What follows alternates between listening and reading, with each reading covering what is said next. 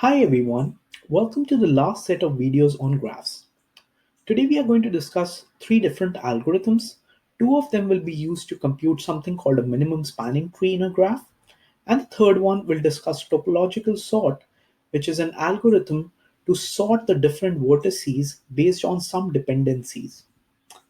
So today we'll complete graphs and we'll also discuss some of these problems or implementations of these algorithms in our problem solving lecture. So let's get started. The first topic today we are going to discuss is the topic of minimum spanning tree. So first, let's discuss what's a spanning tree when we are talking about graphs. So a spanning tree is a subset of the edges of a graph such that there's only one edge between each vertex and all of the vertices are connected. So in this case, there could be several different spanning trees, and each of the spanning tree will have all the vertices. So all of the vertices of the graph will be there, and they will be connected to every other vertex by exactly one edge.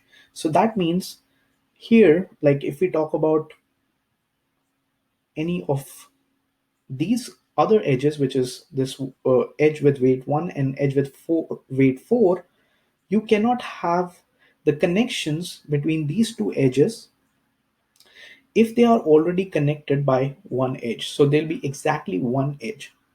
So the total cost of a spanning tree is the sum of weights on the edges. So in this case, this is one spanning tree here, which is the one you see on the green, which is this 0 to 1, 1 to 4, 4 to 5, 5 to 3, and 2 to 5.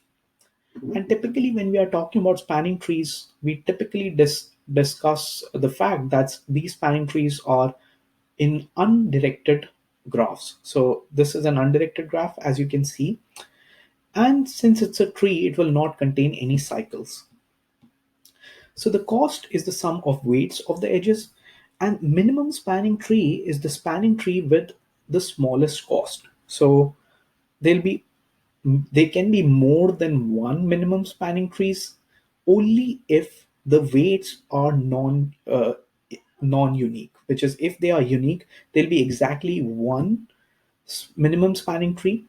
But if there are multiple edges that have same weight, like let's say if there's 2 and 2 here, so all the algorithms can have like uh, multiple minimum spanning trees, but the overall total weight of a minimum spanning tree will always remain the same for a graph.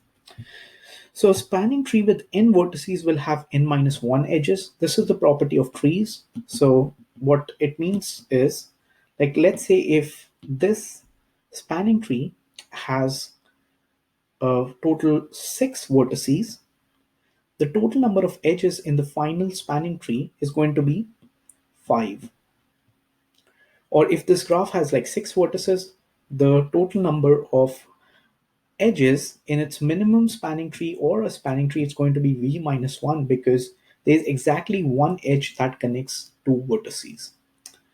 Now this type of problems like will be seen are seen a lot in networks. When you take like higher level classes, you'll see like minimum spanning tree is reoccurring again and again. Also, like in real life, when we are laying wires for electricity or telephones, let's say if you have like locations on the maps and there are multiple ways to reach a given location, typically we use a minimum spanning tree algorithm to find out what would be the minimum cost to lay down the wires so that the entire network is connected or something like that. Also, it's used for routing.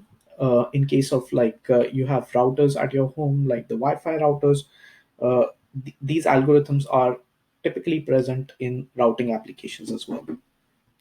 So we are going to discuss two different algorithms on minimum spanning trees, which is the first one is Prims and the second one is Kruskal's. And we'll start with the Prims in the next video.